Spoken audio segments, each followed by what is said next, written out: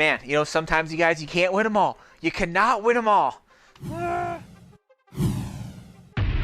Yeah, with that said, guys, you know, I do a lot of reviews on a lot of different blasters, and for the most part, they're all pretty good. Very rarely do I hit something where I'm like, oh man, it just completely skews from what you guys would assume you would get inside the package. Now, I ordered these off Amazon. They call these the grenade gun double barrel. Then, of course, there's Tower and Tactical on the side. I saw these and I was like, okay, they didn't actually show how they shot, but I thought it was completely different than what I did get. Now, they do look and have the same things that I saw on the actual advertisement, but how they actually function is completely different than what I thought. I was hoping that these things were a break action or a pump action. I was like, man, maybe I could put some type of inline barrels in there, or inline clips, and maybe shoot half-length darts out of here. Maybe not at 90 FPS, but maybe like at 60 or 70, but that is actually not the case on this particular, or these double blasters. So with that said, let's just get right into this thing. So you can see here, you know, on the actual blasters themselves, I got the 2-pack. I believe they sell them single, but I went ahead and got the 2-pack. And for the most part, they're kind of unique. They look kind of cool, right? I mean, nothing too crazy with them. But one of the things with this is it is not a break action by any means, nor does this pump have any sort of function with the blaster itself. I wish it did. Now, if we take a look up close on this thing, on it, yeah, it looks kind of cool, but one of the things you'll notice on here is it actually has kind of a sound mechanism when you shoot it. That's what that big button is for back here on the back. You push this and it could shut off the sound, or you push it and when you pull the trigger, if you guys listen here, this is the sound that it makes when it's firing or you pull the trigger once. It does like 7 different types of shots in a row, so it's like, man, I'm getting lasers, I'm getting like a machine-type Gatling gun. I'm like, what is going on here?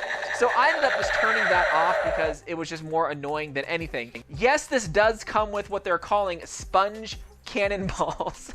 You can see it right there on the box, but of course, it's called a grenade gun, so I don't know. What are these cannonballs? What are these grenades?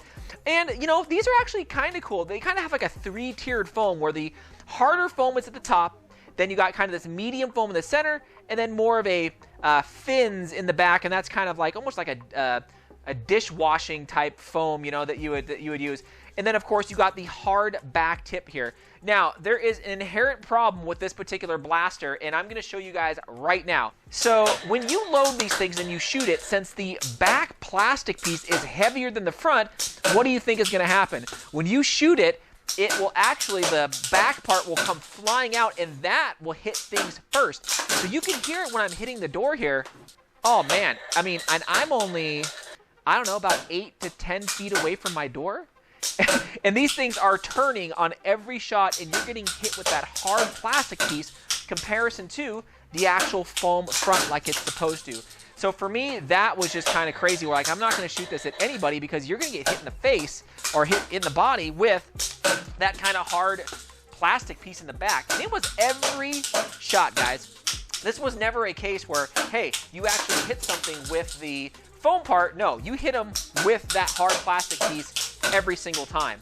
But to load this thing, it is pretty straightforward. You actually load the cannonballs or the grenades right in the front. You push them down and they lock into place. So you just push 1 and push 2, so fairly simple.